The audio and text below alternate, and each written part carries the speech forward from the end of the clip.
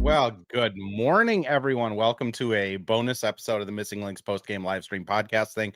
I'm Andrew Dukowitz from Zone Coverage, and Sloane Martin, the Sloane Martin, curling expert, softball extraordinaire, and the voice, TV voice, every voice of the Minnesota Lynx. How's it going, Sloane?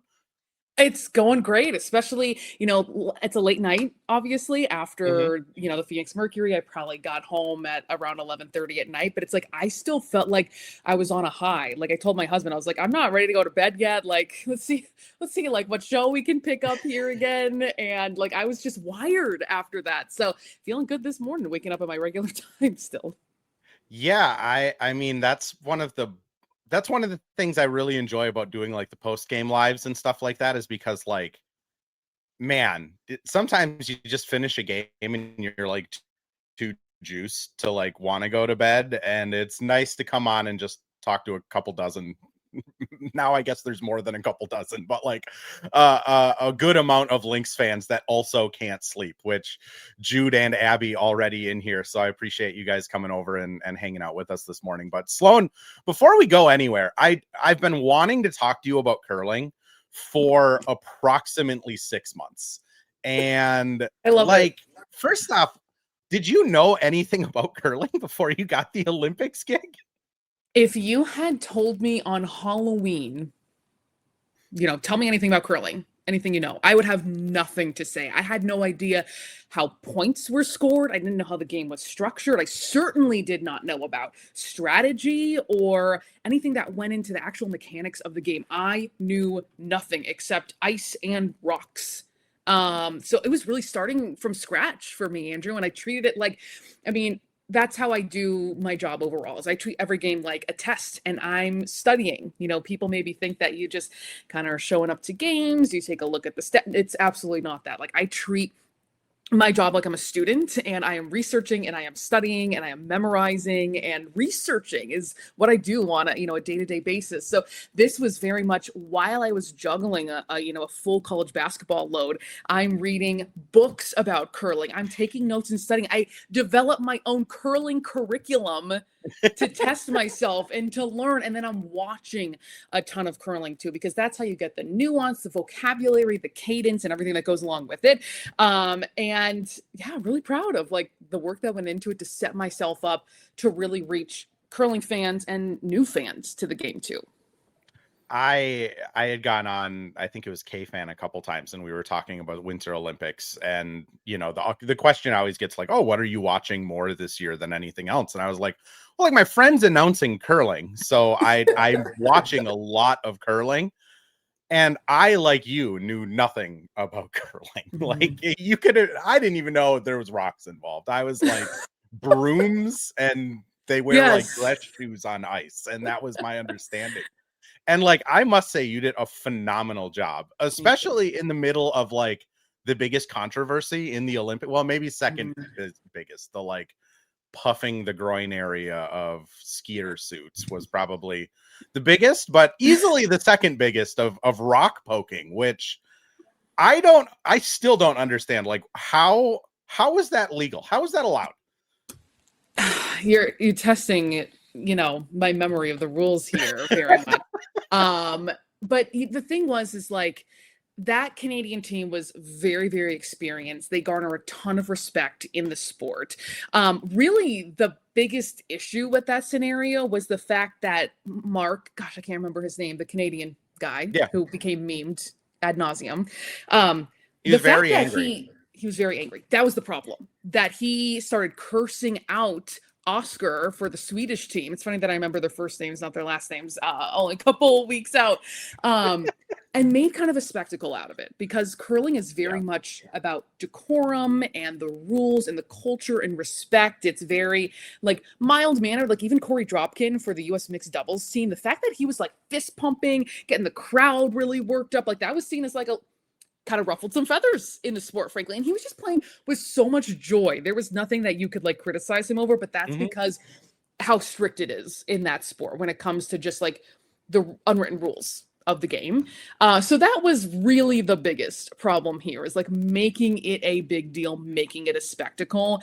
And there was really and then other situations started popping up. Even the Canadian women's team Yeah. was flagged, and it's a big penalty to lose a rock.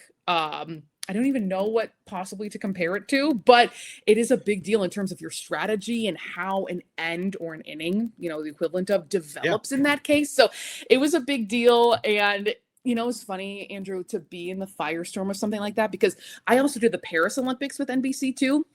And I did shooting sports, which means I had the Turkish shooter guy who became another meme where I'm just like, is there something with me and the sports that I'm doing that end up becoming this huge sensation? And that was also a very funny experience as well with the Turkish shooter guy.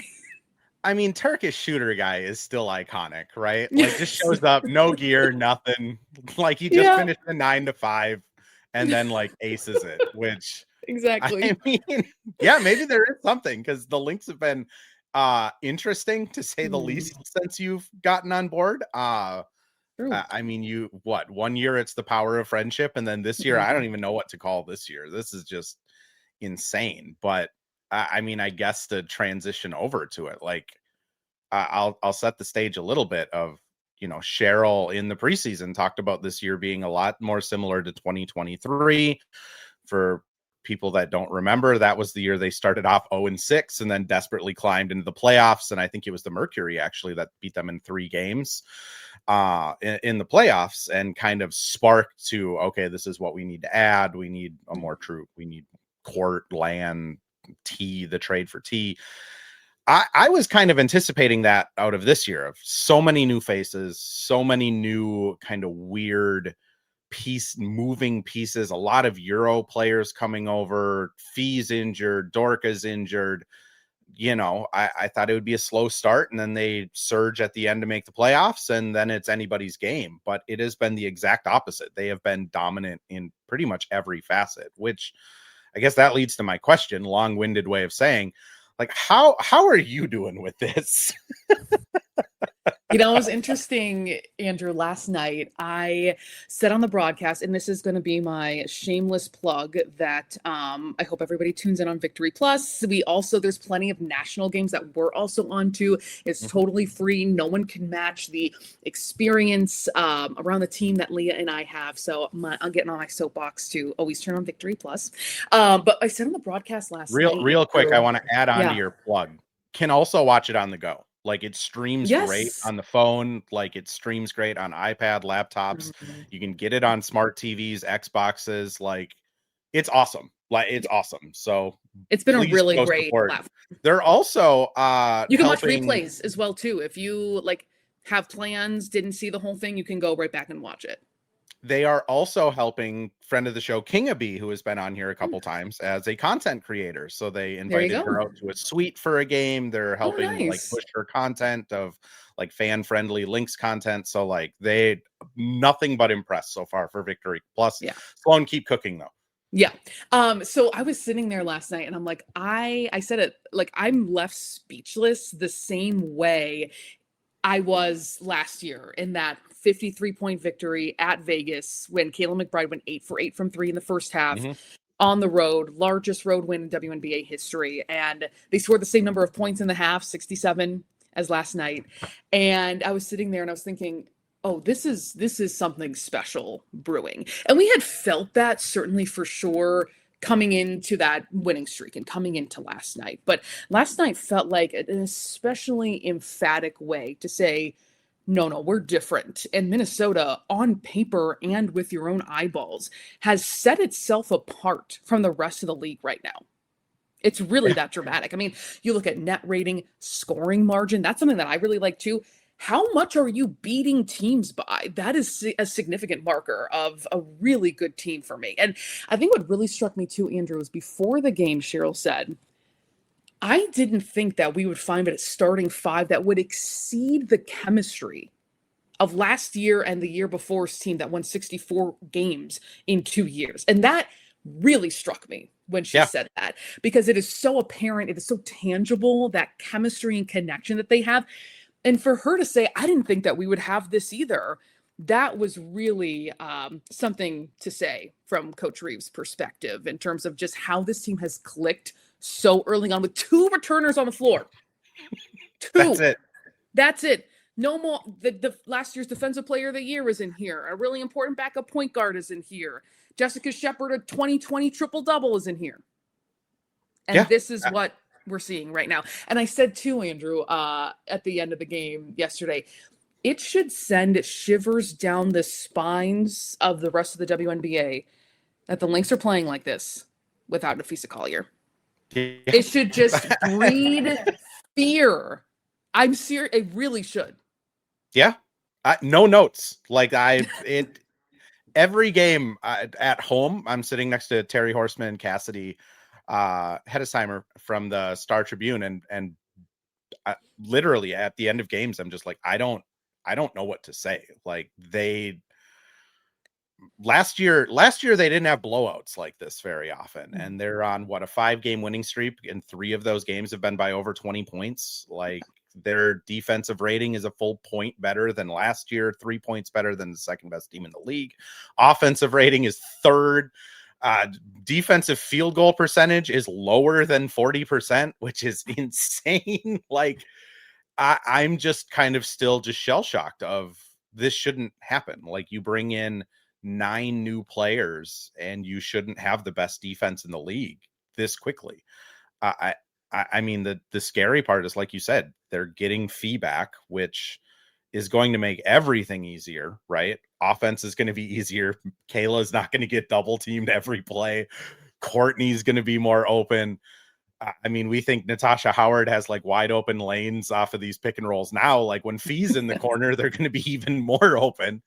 And then everything on the defense is going to get better because you have the former defensive player of the year and last year's all defensive first team. Like I'm running out of adjectives because it's just kind of insane, which I mean, I guess I'll just transition in. Like 9 games in, it's early, right? Like that's always has to be some sort of like qualifier when you're talking about, smaller sample sizes, but like they are looking like the best team in the league, right? I'm not crazy.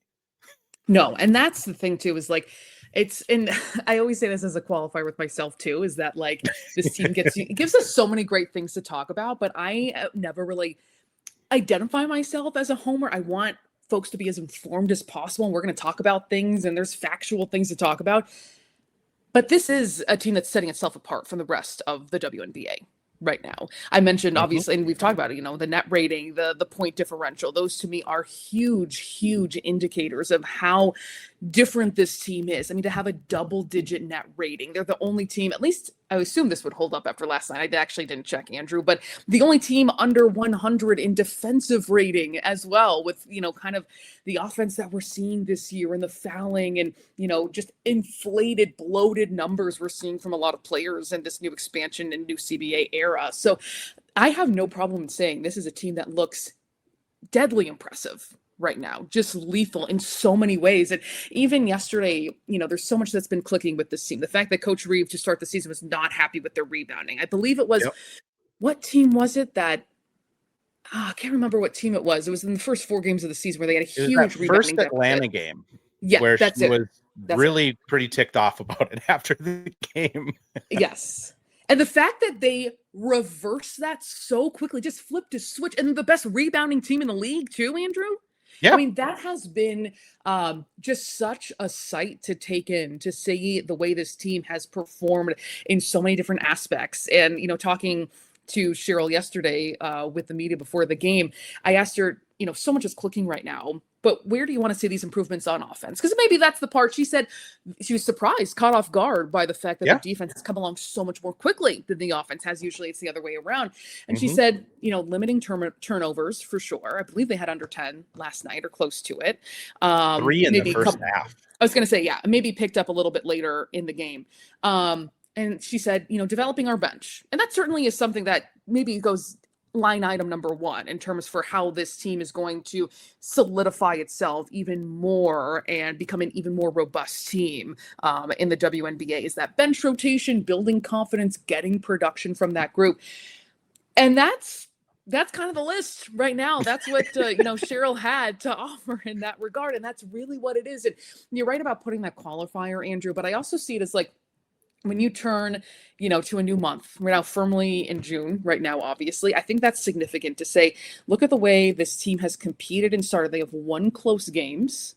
They have been in close games, and then they've recently been blowing teams out. So there's just so many different aspects that all combine together to be like, we should be impressed and blown away by the way this team is playing right now. And that's even, regardless of what those expectations were coming in and being unsure about how things were going to unfold. And I remember even talking in the preseason, Andrew, where I said, we're still learning about how this team is going to unfold. We didn't know in training camp what the 12-player roster was going to No. be, how that was We going didn't to know be who the assembled. starters were. 100%. Exactly. So to be at this point right now, looking back on, it wasn't questions, but it was intrigue, I think, about how this would develop. And then I also thought we're going to also not know a lot about the rest of the WNBA this season. I feel like this is not just with the CBA, but with this current expansion, what this league was going to look like. I didn't know officiating would be so much of a departure from what we're used to and how that would impact the game. But I really felt like, what are we going to see with this? I don't mean this in a derogatory term, but the dilution of talent. Yeah. There's way more roster spots right now. What is that going to do in terms of how teams are competing? So all of that to say is that the way Minnesota is competing right now is off the charts, completely impressive through the first half-ish month. Yeah, again, no notes. Like it has been such a crazy ride from that press conference where, Courtney says, we're on top, right? Like, where do you see yourselves? Oh, we're on top. Like, oh yeah, and she was so didn't even hesitate, because I think I remember the question. I believe it came from Myron Metcalf of ESPN, and he was like, when you've been to, deep in the playoffs back-to-back years, and maybe people aren't seeing you number one. She's like, oh, we're going to be winning. Just no hesitation. And the awkward laugh amongst the press of just okay, Court. And here we are. Like they're on top. And I don't know what she knew. I think it was after the last home game, Cheryl talked about, she had an inkling that this group could be special in training camp, but you just never really know how those things are going to unfold. And again, it's been so supercharged. Like it's been so fast. I just, defenses shouldn't come together like this. Especially when, for so many new players, last year, obviously the biggest headliner theme was the continuity of that roster and how they were able to just pick up, right where they left off from 2024. And that really did happen. A 9-0 start. They were 28-6 at one point. For a lot of these new players, they're kind of readjusting to Cheryl Reeve's principles and the shell help and exactly what is expected, how hard they're expected to go on every single possession. That is what is demanded of them. And that's a transition, especially if you're a young player or new to the WNBA. So I think that makes it even all the more impressive, to your point about how they've picked up this defense under Cheryl Reeve, because it is a little bit different philosophically, where you're told to leave that three-point shooter. It's about stopping the ball as opposed to that theoretical person out on the perimeter. So that can take some adjusting to get used to for a lot of players new to Cheryl's system. Well, then it's different from last year. Like last year, there was a lot of it's hard to explain of you think of Rudy Gobert in the NBA. I cover the Wolves as well. And funneling to Rudy Gobert means always make sure every drive, if you get beat, make sure it's going center of the court.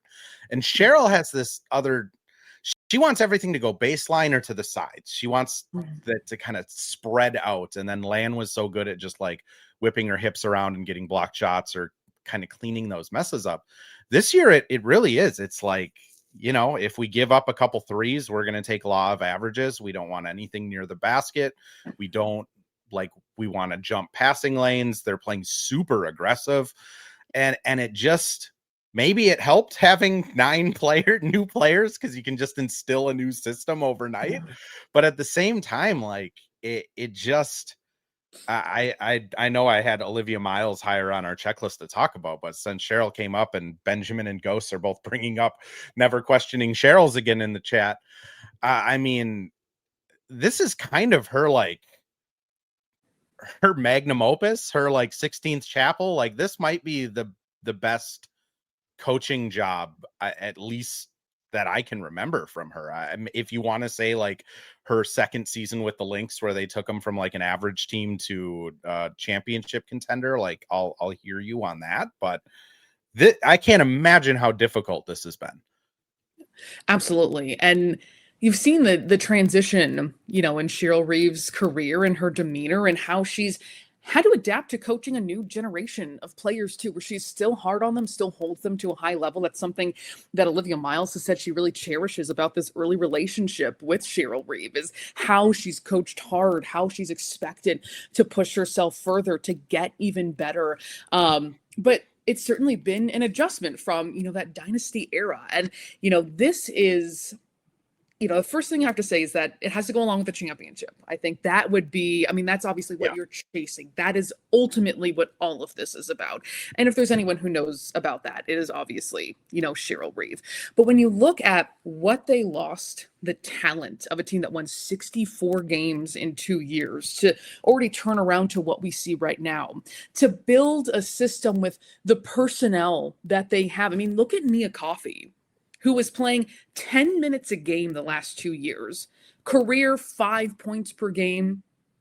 And what she's doing right now, threatening double figures every night, a near 50% three-point shooter. That is working in Cheryl Reeve's system, which has just been unstoppable. So I don't think it's hyperbolizing to say this is one of, at this point, the best coaching jobs of her career for someone who is one of the greatest basketball coaches of all time, period. Just objectively. Yeah.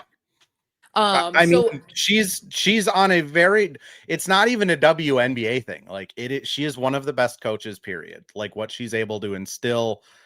I think the thing I really appreciated what you said, and I apologize if I'm interrupting you, but like she's adapted so much to the new generation and new vibes. And like, it looks like she's having fun doing it, which in the dynasty years, I think a lot of times I looked at Lynx games, or I was at Lynx games, and it's kind of like, does she even like her job? She's just like yelling the entire time.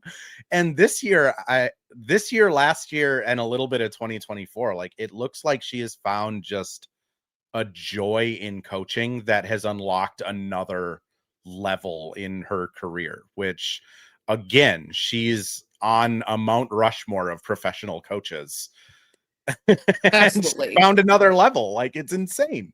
This is going to be so janky right now, but I caught this from our broadcast yesterday. Let's see if I can get this to play. This was Courtney coming back to the huddle. I don't know if folks who were watching on Victory Plus, they would know it, but this face made me laugh. Oh, was that not working? Am I ruining everything? Why is that not working? Sorry, I'm ruining your podcast, Andrew. But basically she had this like hilarious look on her face to Courtney Williams, where it was like, no words even need to be said, but how much she was relishing and enjoying Courtney having that kind of performance. And it was just something to see this year. And Andrew, we heard Cheryl this year say, I have felt energized by teaching, by having this group that is unfamiliar and so brand new, and how that makes me feel as a coach. And you felt how genuine that was. And I think that this is great to also reflect on at this point too, where how things are going for this year's 2026 team, when Cheryl is now 9 wins away from surpassing Mike Thibault for the most wins in WNBA history. And I've been saying, and like, technically it's like not correct. She is the winningest coach in WNBA history if you combine playoff wins. I feel like that should count. Achievement has been accomplished. Exactly. But in the actual record books officially, she is coming for that record. So to reflect on that, she's going to be inducted into the Hall of Fame coming up. So to see that kind of success be tangible on the court for this group that certainly a lot of people were overlooking and not expecting a ton from this team. You think, oh, well, it's Cheryl Reeve coaching. I'm sure they'll make the playoffs. But this is a team that, as we've been talking about, is by far and away looking like at this point on June 2nd, the best team in the WNBA. The coaching staff that she has around her too. I mean, how many of those could also be head coaches in the WNBA? Eric Tebow already was. Yeah. So I think it is this entire system getting the most out of these players, the personnel, the system that has just proved unstoppable for every opponent so far. I want to catch up on chat a little bit because Nico says, lifelong Lynx fan, love the show. Well, thank you. I want to shout you out. I always appreciate new subscribers, people who take the time to come back. Cassidy, down in Georgia, not in Minneapolis. Hi, and Cassidy. her parents are now Lynx fans, which good job. Like that's awesome. My in-laws are Lynx fans too. And my parents. Yeah. My wife watches. And then Abby just adds, it's funny to see Eric help take the record from his dad, which is like, I do enjoy that. Ghost brings up here, people talk about Dawn going to the NBA, but I in regards to Cheryl Reeve going to the NBA, I'm going to be honest. Like I just don't see, I could see Cheryl, if she wins like another 3 rings, trying it out or testing the waters, but it would have to be like the perfect situation. I really think she, you know what I mean? Like her kids live here. She's a part of the Minnesota community. Right. The NBA is a 9-month-long endeavor where you're away from your family. The stress of it, I think, is just different. And like, it's hard to leave home when you have how old is Oliver? Like 9, 10 now? Yeah. Like, yeah, no more than that would suck. I don't know how I'd be able to do that. I can't even leave my dogs on a road trip. See, I know, right? I honestly kind of strongly disagree with that, though. Certainly the money could be enticing, but I think Cheryl is someone who would wholeheartedly, with her whole chest, say, this is not inferior in any way, that I don't need the NBA or the men's game to prove or legitimize what I've done throughout my entire career, that this is a standalone Hall of Fame career. And, I think folks obviously are, really anxious to see who can make that jump. Who could that person be? Maybe even Becky, over in Las Vegas. Maybe she's the one who's like most connected at this point. But it's same thing with Gina Auriemma in the same way too, where people have been talking about that for quite some time. And I just don't know if I would ever see it happen or being a remote possibility. Dog and kids, notwithstanding. I just look at it as like, she has built something so special here. Families here, stress of the job. Like it's different when you're already established and have established a culture versus like, and this doesn't just go for the NBA. This goes for like, is Cheryl going to leave if Philadelphia gets a team? Like leaving and installing an entire new culture. Like that just seems like a lot of work. And I know Cheryl's probably not like one to shy away from a challenge, but I would be very surprised if she's ever somewhere other than the Lynx, women's college included, which, what I've been proven wrong already this season by her drafting Olivia Miles. So don't take my word for it. I have a bad track record. I have a bad track record this season in predictions. All of the free agents left and they drafted Liv, which let's get into Liv.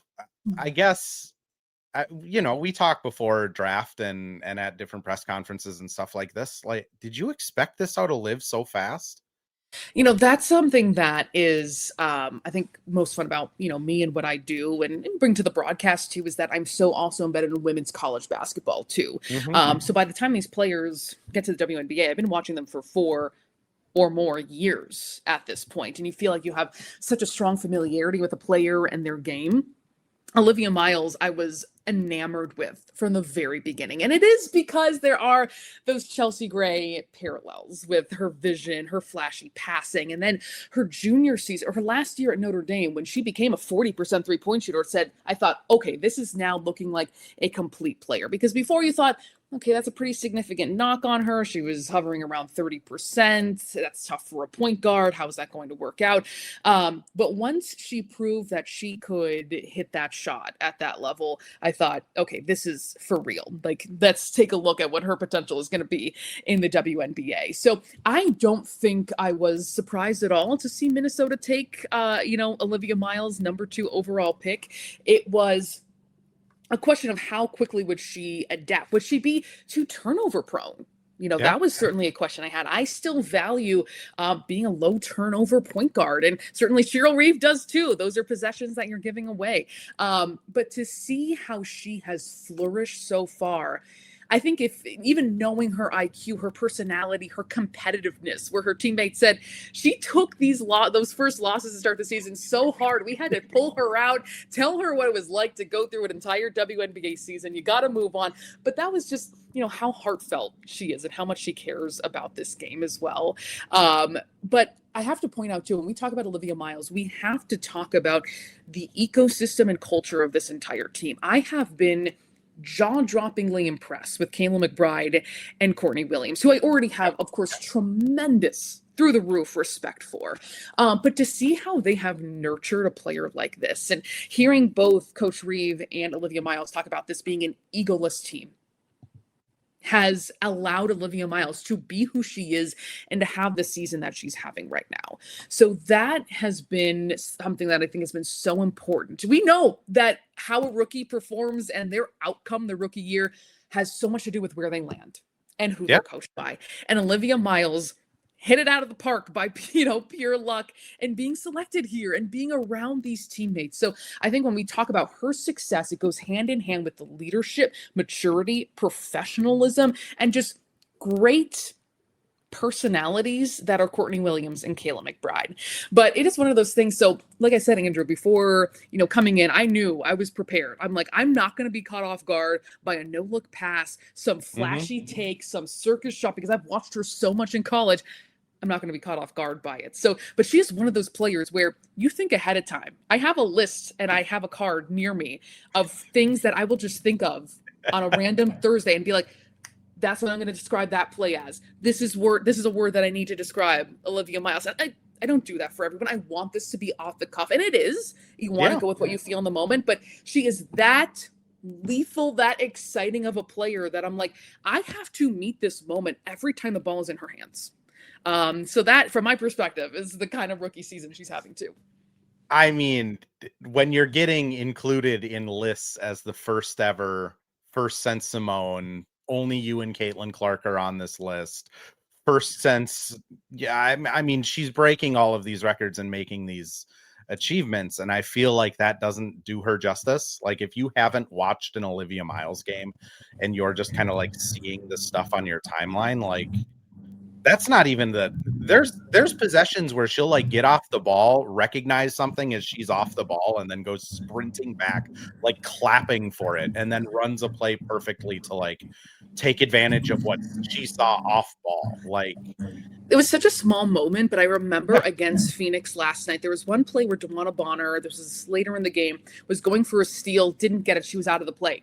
Immediately, Olivia Miles is like, 5-on-4, finds a layup inside. I can't remember if it was McCowan or Howard, but it was a blink of an eye later. And the wheels were turning the moment she saw Bonner fail on trying to get that steal. We're going to score right here. And to see her, the way the wheels are turning, the way she processes, she surveys the entire floor. I think it is just a magical thing to watch for a player who can dissect defenses at such a young age. And, Coach Reeve said last week too, teams are making her the focal point of their scouts and their defense at this young of an age.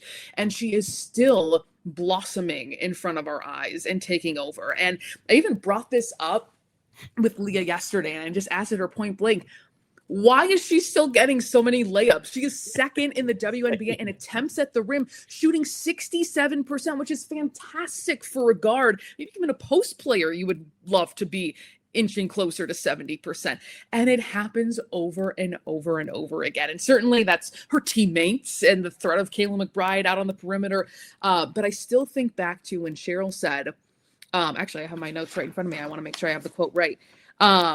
Where she said, I have never seen a player manipulate defenses as good as her. And my mind was blown hearing that. Think about the decades that Cheryl has been in the WNBA, and to say something like that was astonishing to me. And obviously I've watched a lot of Olivia Miles this year. I rewatch all of the games, and the thing I've noticed is Once upon a time, I had a football podcast. I'm not a big football person, but that's just how my journey here worked. Shout out to your husband, Matthew Collar, for sending me a DM back. But once upon a time, I watched way more football than I ever thought I would. And she uses her eyes like quarterbacks. Like, she looks into the corner to draw that defender at an inch closer, and then just like whips her head back around and makes a pass to the far corner. Or when she's on the pick and roll, she's like looking out of the corner of her eye at kind of like the easy out. And then you see someone sag a little bit, and then she'll hit that bounce pass like to Tosh or to, I mean, honestly, they're all going to Tosh at this point, but like it's so impressive how she has this ability to play a defense like a quarterback does. But then she also has this, like, I don't know if I would say it's like athleticism, but like this quickness where she just can start and stop and get around corners so fast. And to your point, it's 7 games now. They have tape. Like, teams are, I think Atlanta was this last home game against Atlanta. Like, they started just like blitzing her and hard doubling her off of some of these pick and rolls, and she figured it out within like 4 possessions. And it's just, this is the floor. Like, that's the most insane part. Like, this is the baseline floor. This might be the worst we ever see Olivia Miles. And she's one of the when you put it like that in basketball. Yeah. Where there is a scarcity of a lot of great talent at that position. And, you know, Cheryl saying, no disrespect to Courtney Williams, but this is the best true point guard we've had since Lindsay Whalen. So that just shows you how special it is to have that kind of talent at that position. It has been astronomical to watch her so far this year. And that was the thing too, Andrew, where it was like, this is, again, you know, to Leah and I were talking about last night. You know, we thought, okay, maybe when she plays these good defensive teams, she's still doing what she's doing. Maybe when she plays a team a second time, that's when it'll happen. That's when she'll, you know, maybe get those big lessons. And it still has yet to happen, to be slowed down, to be really thwarted in any kind of way. That is how much mastery she's showing at this point in the season, because of who she's surrounded by, who she's coached by, and just her general talent and IQ. It's just wild. Which Cassidy joins in here just asking, like, if she keeps playing at this level, what's her ceiling for this season? I mean, Abby and Ghost, no disrespect, but MVP is probably going to be tough. Like, Asia Wilson does still exist, and at some point she's probably going to go for that bam 85 points a game record and do something insane. But like, rookie of the year, I don't really see how she wouldn't win this. I mean, honestly, she's probably good enough for an all-W team if she keeps playing like this. I would certainly say an all-W team when you look at this, especially with, you know, someone like Sabrina missing time. You know, how is that going to stack up just in terms of the number of games you're able to accumulate?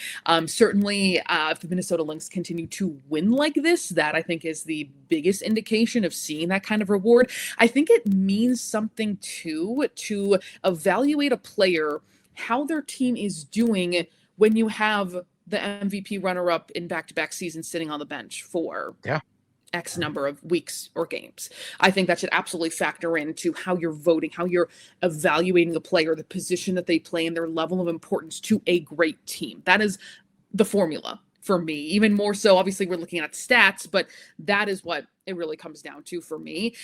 This is an interesting year, and we were talking earlier on about this different kind of landscape of the WNBA this season in this new expansion era, where it's like, could I would say, you know, Ostier, who is over in New York, has been sensational for them, has had a little bit of a lag. And that's the thing. Miles, even if you could even say an off game, maybe there's 1 or 2 in there that they're not really, though. I think Ostier has been a little bit more up and down. But we have also, you know, 28, 29-year-old rookies in the WNBA right now. You know, what is that race going to look like? This is a little bit of a side note, as I've just been kind of interested in looking at this different landscape of the W this season. But certainly you would say, after this number of games as we turn the calendar to June. Olivia Miles is leading rookies in nearly every single category. She's top 3 in all of them, and is just a standout in every way. And she's been solid defensively. Like literally the only issue I have with Olivia Miles is the turnovers. And I can't remember what post game it was. I was asking her about just like the fancy passes and the emoting and all of that stuff. And she was kind of like talking about, I'll do it in practice. And then Cheryl will be like, don't do that again.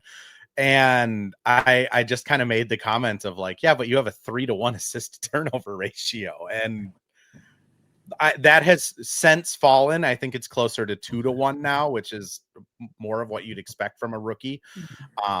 But it is just like, that's the only hole I see. Well, let's be honest, the 10% 3-point shooting is tough right now, but small. Yeah, certainly even outside of 5 feet, like if it's a layup, phenomenal. She's still developing that shot. And that was something that, even Cheryl said too, where she's like, it's going to come. She is handling so much on her shoulders right now. She's processing so much. So I would not be surprised if that really starts to turn around. But you're right. That is certainly something that, is on the list to certainly improve. Because like I mentioned, from that, especially that year at Notre Dame, where she was, over 40% shooting her final season in South Bend, that the ability is there. It just is putting all of those different pieces together.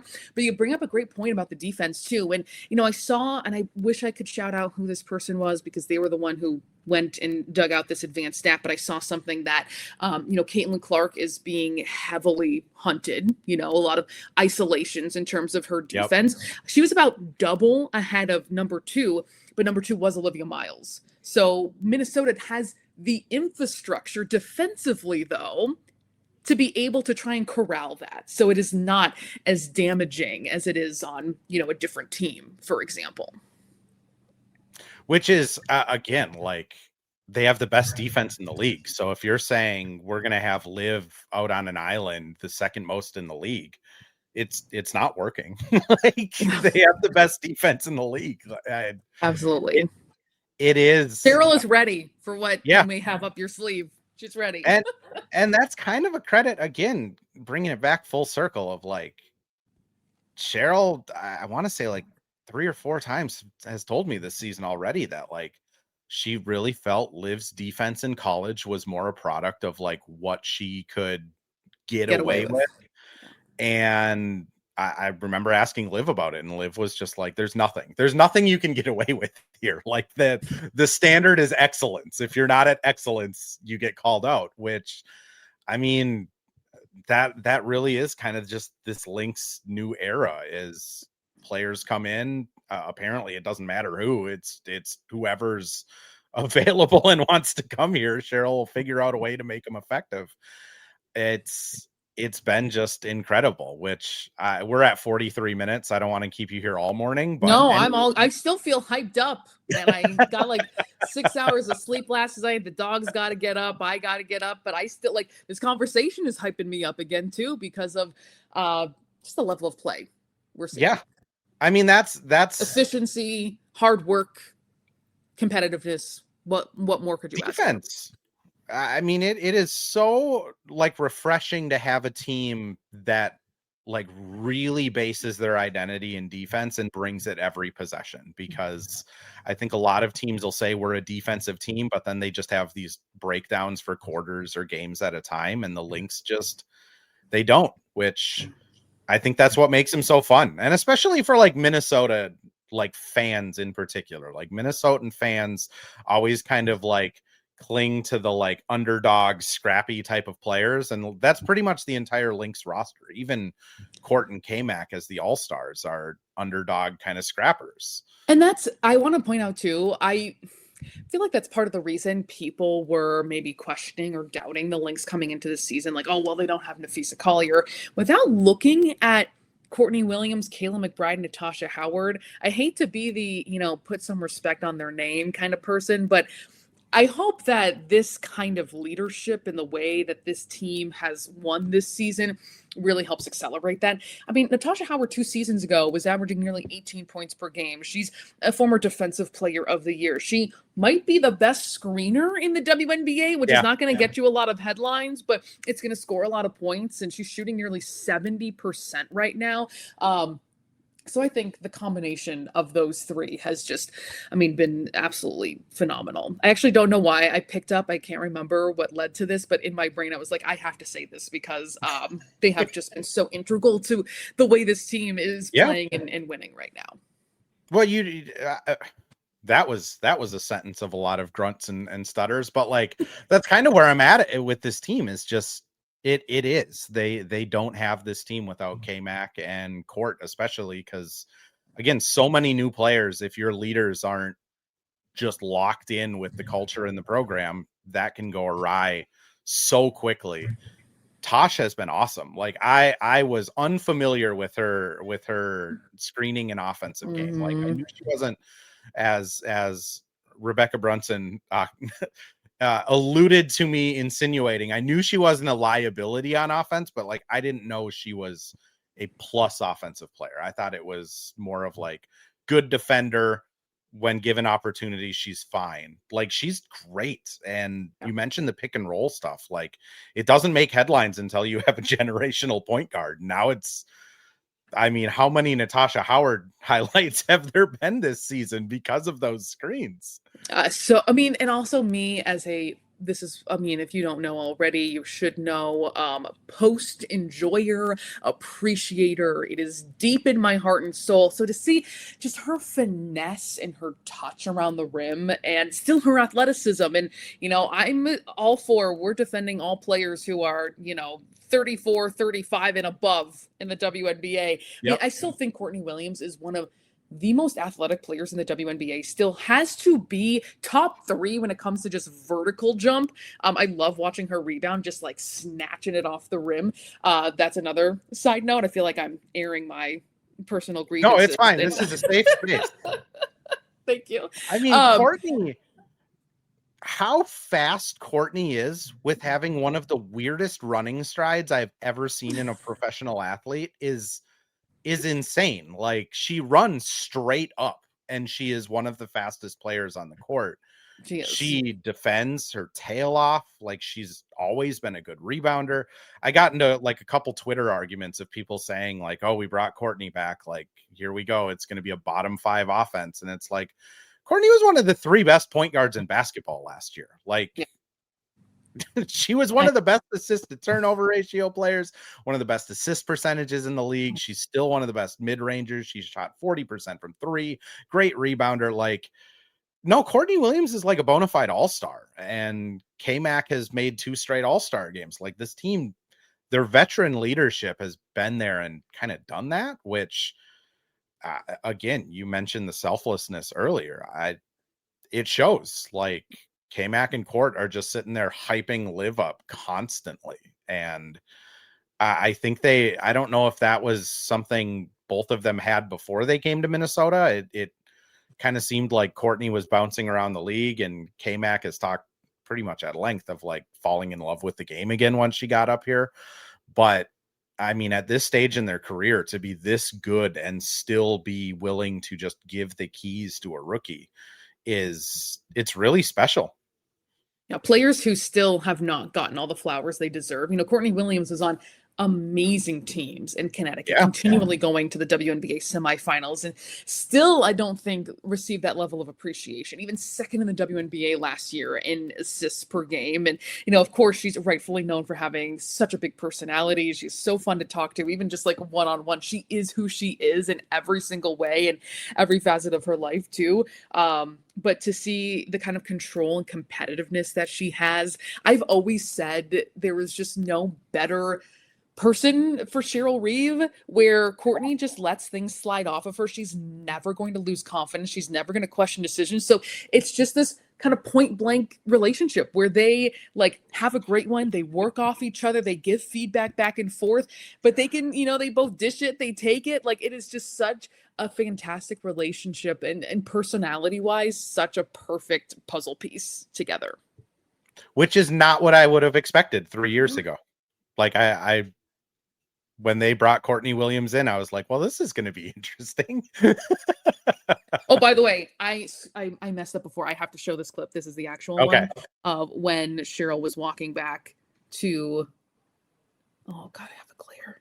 But this like stank face that she makes is so funny to me. And that to me just felt like that is their relationship right there, where she's just like, wow, you're doing this right now. Yeah. Which I mean, it was funny after the last home game, Cheryl was like, I was telling Court to like just shoot the ball at halftime. Like, stop. I don't have to tell her twice. She said. Don't have to tell her twice. And that has carried over now because man, she was good.